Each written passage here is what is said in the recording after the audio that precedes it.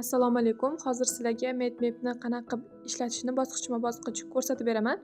Birinchi navbatda Google'ga MedMap deb yozamiz. Ko'k tugmachani bosamiz eng yuqoridagi. Bizdan tizimga kirish yoki ro'yxatdan o'tish so'raladi. Ro'yxatdan o'tishni tanlaymiz, birinchi marta kirayotganimiz uchun. Keyin ism, familiya, viloyat va telefon raqamimizni kiritamiz.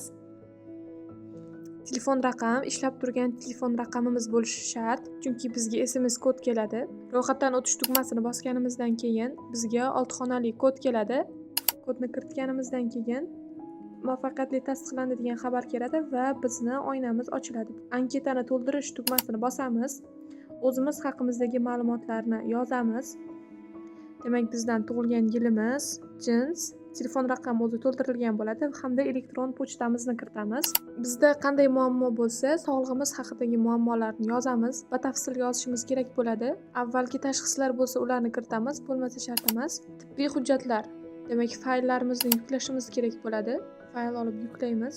Keyingi tugmani bosamiz. Tasdiqlash va yuborishdan oldin ommaviy ofertani tasdiqlashimiz kerak bo'ladi va yuboramiz. Bizda shunaqa oyna ochiladi. Bu yerda qo'shimcha xizmatlarimiz mavjud. Taklifnoma, viza, transfer xizmatlari va sim karta olishlarni shu yerdan bajarsak bo'ladi.